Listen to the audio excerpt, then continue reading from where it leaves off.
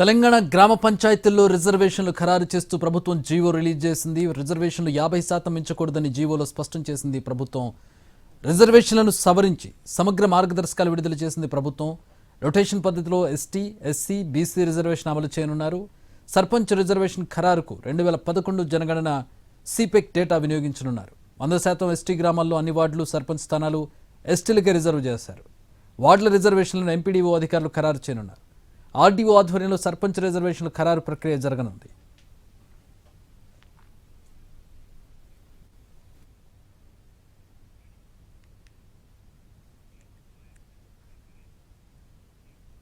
తెలంగాణలో గ్రామ పంచాయతీ ఎలక్షన్స్ రాబోతూ ఉన్నాయి.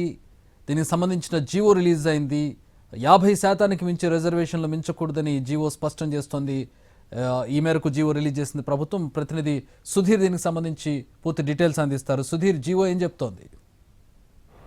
కాసేపటి క్రితం పంచాయతీరాజ్ రూరల్ డెవలప్మెంట్ శాఖ జీవోను విడుదల చేసింది. అందులో భాగంగానే రిజర్వేషన్లకు సంబంధించి పంచాయతీ ఎన్నికల్లోని బీసీ రిజర్వేషన్లు, ఎస్సీ ఎస్టీల రిజర్వేషన్లకు సంబంధించి ఒక జీవోను విడుదల చేయడం జరిగింది. 50% మించకుండా ఈ జీవో ఉన్నట్టు కూడా తెలుస్తుంది. ఇందులో 23% బీసీలకు రిజర్వేషన్లు, అదేవిధంగా ఎస్సీ ఎస్టీలకు 25% రిజర్వేషన్లను కల్పిస్తూ కాసేపు క్రితం జీవో విడుదల చేసింది. ఈ జీవో ప్రకారం కలెక్టర్లకు పూర్తి స్థాయిలో ఈ రిజర్వేషన్లను ఖరారు చేసే అధికారం అయితే ఉంటుంది. అయితే మండల స్థాయిలో యూనిట్గా తీసుకుంటారు. ఒక మండలాన్ని యూనిట్గా తీసుకున్నట్లయితే అందులో సర్పంచ్లకు సంబంధించి సర్పంచ్ల రిజర్వేషన్లను ఖరారు చేసేందుకు ఆర్డీఓకు అధికారం ఉంటుంది.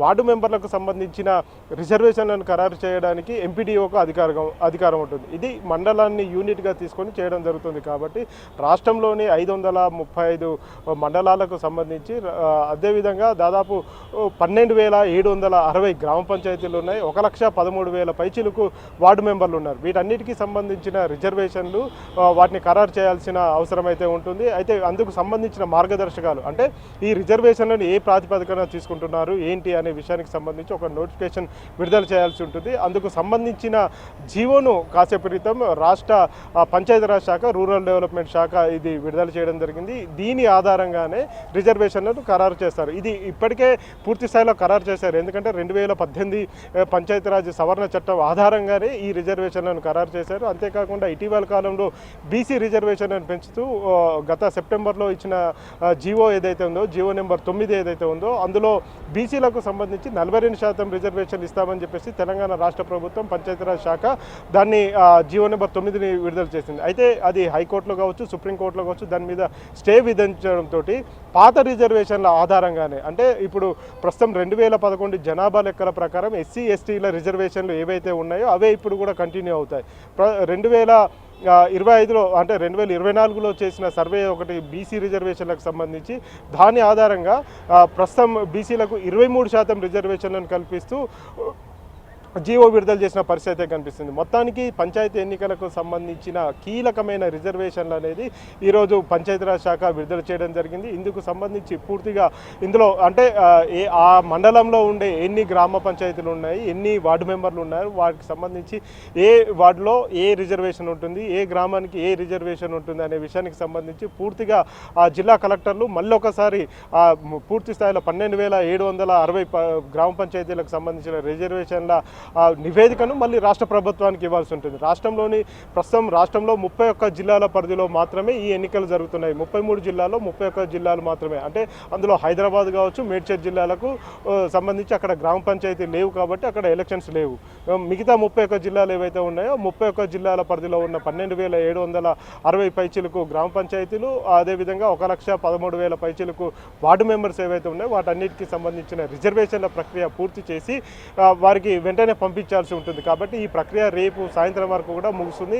రాష్ట్రంలోని 31 జిల్లాల కలెక్టర్ల నుంచి కూడా పూర్తి స్థాయిలో నివేదిక అందిన తర్వాత 24వ తేదీన రాష్ట్ర ప్రభుత్వం అదేవిధంగా ఎన్నికల కమిషన్ హైకోర్టును ఆశ్రయించే అవకాశం అయితే కనిపిస్తుంది. ఎందుకంటే హైకోర్టులో ఇప్పటికే కేసు నడుస్తుంది కాబట్టి, కేసు విచారణ తుది దశకు వచ్చింది కాబట్టి ప్రజెంట్ తాము ఎన్నికలు నిర్వహించే పరిస్థితిలో ఉన్నాము అని చెప్పేసి తెలంగాణ రాష్ట్ర ఎన్నికల కమిషన్ అదేవిధంగా తెలంగాణ రాష్ట్ర ప్రభుత్వం రాష్ట్ర హైకోర్టు హైకోర్టుకు నివేదిక అందజేస్తుంది. దీని ఆధారంగా అంటే 2018 జనాభా లెక్కల 2018 పంచాయతీరాజ్ సవరణ యాక్ట్ ఏదైతే ఉందో ఆ బిల్లు ఆధారంగానే ఎన్నికలకు వెళ్లేందుకు తాము సిద్ధంగా ఉన్నాం.